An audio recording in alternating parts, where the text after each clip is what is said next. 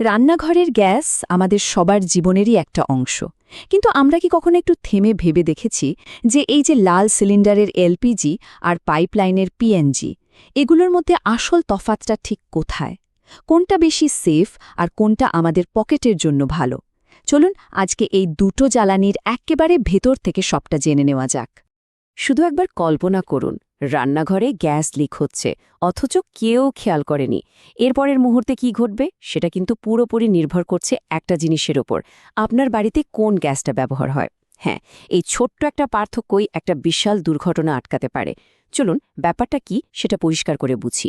তো প্রথমেই আসি এলপিজির কথায়। এই লাল সিলিন্ডারটা তো আমাদের সবার চেনা, কিন্তু এর ভেতরে ঠিক কি থাকে আর এটা কাজই বা করে কিভাবে? এলপিজি মানে হলো লিকুইফাইড পেট্রোলিয়াম গ্যাস। এটা আসলে প্রোপেন আর বিউটেন নামের দুটো গ্যাসের একটা মিক্সচার।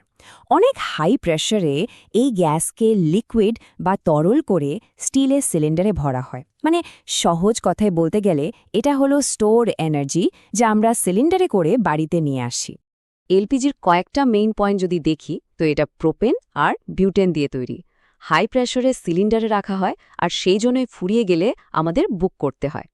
তবে এর একটা বড় দিক হলো এর ক্যালোরিফিক ভ্যালু বা শক্তি কিন্তু অনেক বেশি, প্রায় 93 মেগাজুল প্রতি ঘনমিটারে। এর মানে হলো এর আঁচটা বেশ জোরালো।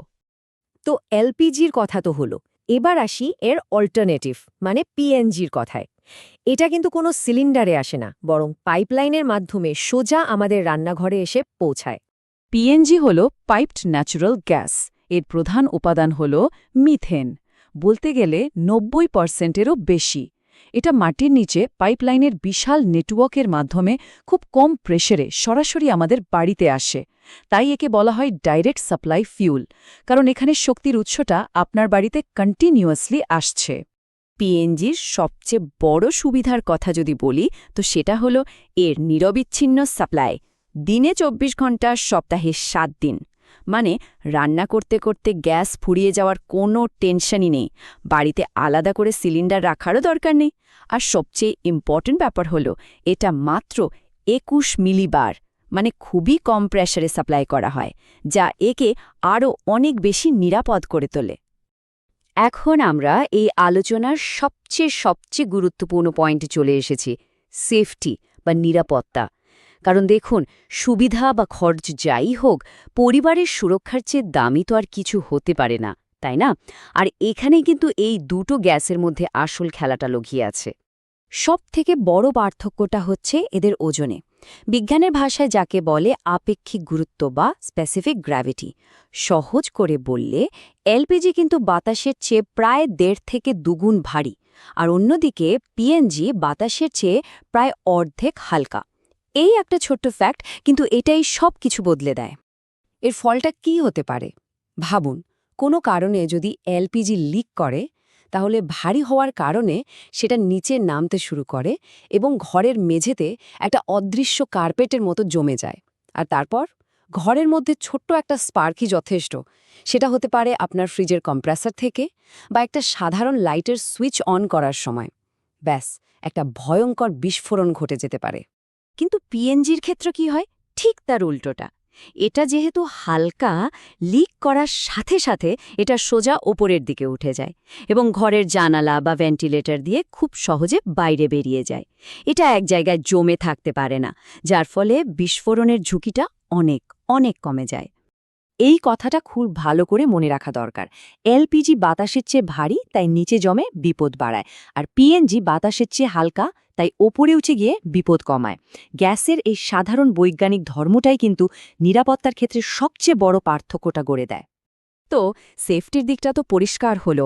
এবার চলুন একটু প্রতিদিনের ব্যবহার আর খরচের হিসেবে আসা যাক, কারণ মাসের শেষে পকেটের কথাও তো ভাবতে হবে, তাই না?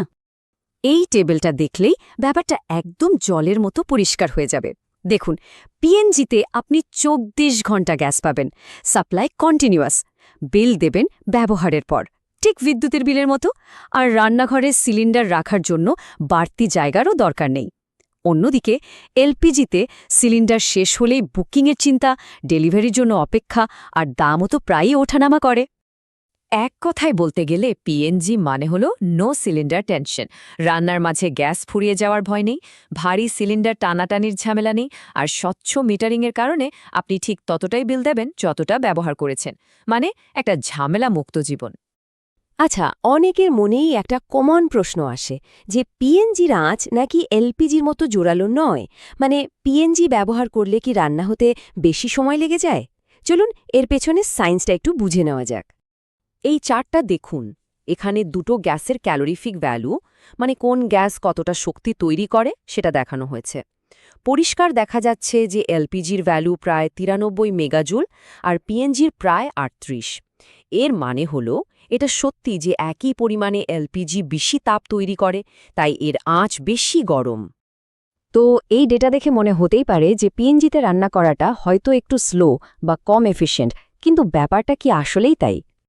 আসলে ঠিক তা নয়। দেখুন, যদিও পিএনজির শক্তি ঘনত্ব কম, কিন্তু পিএনজির জন্য যে বিশেষ বার্নার বা স্টোভ ডিজাইন করা হয় সেটা এই পার্থক্যটা পুষিয়ে দেয়। এতে গ্যাসের ফ্লোটা এমনভাবে অ্যাডজাস্ট করা হয় যাতে রান্নার সময় প্রায় একই রকম লাগে। সুতরাং কার্যকারিতা নিয়ে ভাবার বিশেষ কোনো কারণ নেই। তো এত সব আলোচনার পর এবার ফাইনাল ভার্ডিক্টের সময়। আপনার বাড়ির জন্য তাহলে কোনটা বেস্ট? কোন গ্যাসটা আপনার বেছে নেওয়া উচিত? দেখুন, সোজা উত্তর হল, যদি আপনার এলাকায় পিএনজি সংযোগ থাকে তাহলে নিরাপত্তা, সুবিধা এবং খরচের দিক থেকে এটা নিঃসন্দেহে সেরা অপশন। এটা বেশি নিরাপদ, ঝামেলামুক্ত, লম্বা সময় পকেটের জন্য সাশ্রয়ী আর পরিবেশের জন্য তুলনামূলকভাবে ভালো। কিন্তু আমাদের এটাও মানতে হবে যে দেশের সব জায়গায় তো আর পিএনজি পৌঁছায়নি। সেই সব ক্ষেত্রে এলপিজি এখনও একটা দারুণ নির্ভরযোগ্য এবং কার্যকরী বিকল্প। এর সবচেয়ে বড় প্লাস পয়েন্ট হলো এর সহজলভ্যতা, মানে এটা দেশের প্রায় সব কোণায় পাওয়া যায়। তাহলে শেষ পর্যন্ত চয়েসটা এসে দাঁড়াচ্ছে আপনার এলাকায় কোনটা পাওয়া যাচ্ছে তার ওপর। কিন্তু এই আলোচনার পর আশা করি আপনি দুটি গ্যাসের মধ্যেকার মূল পার্থক্যগুলো পরিষ্কারভাবে বুঝতে পেরেছেন এবং একটা সঠিক জেনে বুঝে সিদ্ধান্ত নিতে পারবেন।